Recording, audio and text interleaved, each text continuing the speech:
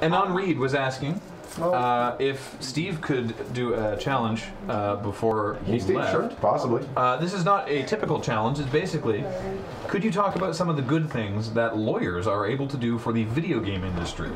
Or mention things you wish they would do, because I am a law student who intends to work in the video game industry and don't want to become accidentally evil. Not bad. Yeah. I don't know how you can speak to that exactly.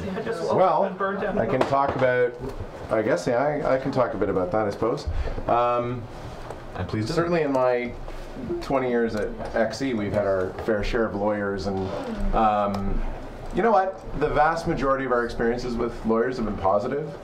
I think that the positive things that lawyers can do, specifically for video games or people in any sort of creative industry, is work to protect intellectual property rights, things like trademarks, patents, copyright law, getting a portfolio, especially for a video game company that ends up actually having a pretty decent portfolio of intellectual property around the world, getting the rights to that secured around the world.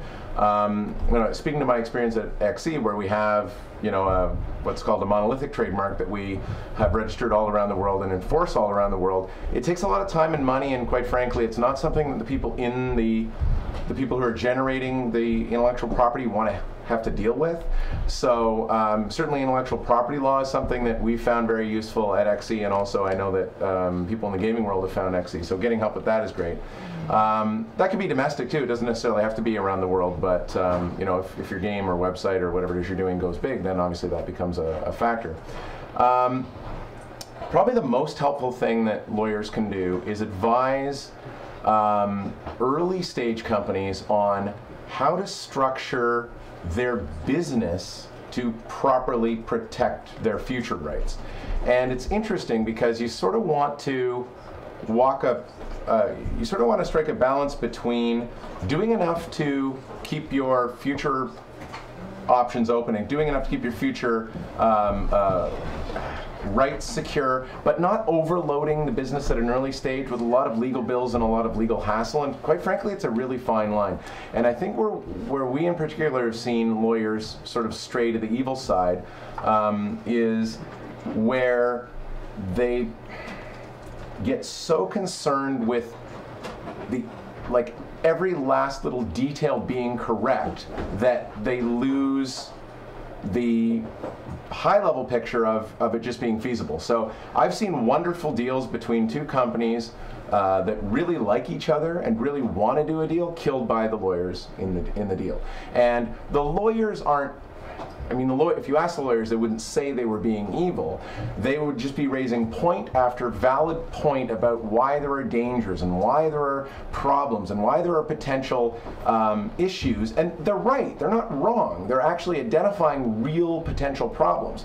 But where lawyers go into that full-on evil, let's not call it evil, full-on misguided area, as far as I'm concerned, is where they seek to completely eliminate risk from any business deal. It's so many times I see business leaders and business people who are should be running the negotiations, take every last little thing the lawyers say as gospel, don't stand up to it, don't factor it into the business considerations into it, and say, well, our lawyers are still saying there's operational risk here, or there's intellectual property risk, there's some risk here. Of course there's going to be risk. There's always going to be risk. You can always send it to the lawyers. They're always going to come back with more ways they can protect you. If you don't get a handle on, from a business perspective, as a business person, you don't get a handle on managing the lawyers just like any other resource that you have available to you, then they'll just run wild. They'll consume all the oxygen in the room. And as I said, I've seen really good deals between parties that really want to do a deal with each other fall apart because the lawyers got too involved. So from the legal side, I would say, if I could make one request of you, do this.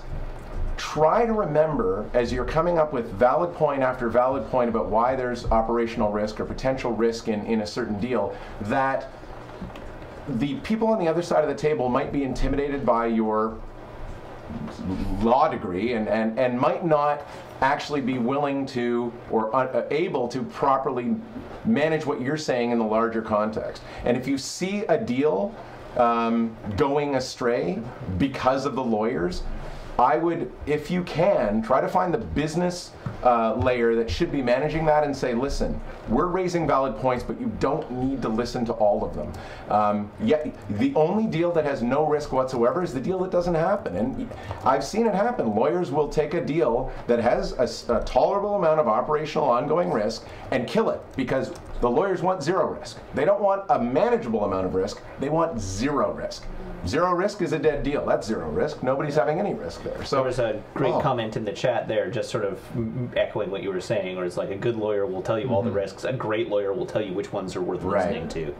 Yeah, I thought that was really good. Sorry, dude, that's not happy with what I said. I was trying to answer a question. That guy's gonna get banhammered pretty quick. Anyway, anyway, you know what? Listen, I've got a website, as Graham said. I'm xe.com and also drakeagen.com. If anyone wants to ask me any sort of stuff like this, I'm pretty busy, but I'll do my best to answer emails that come in to me. You're on Twitter? I'm on Twitter, drakeagen on Twitter. Just, if you're really out there and you're getting started in a business or something like that, I mean, I kind of feel it's my duty. I've been in business 20 years now to kind of give back, and so, I mean, I can't obviously answer huge numbers of questions in great detail, but I don't mind trying to answer the odd one and trying to help someone steer, their way through the early stages, especially of a business. It's not easy, man.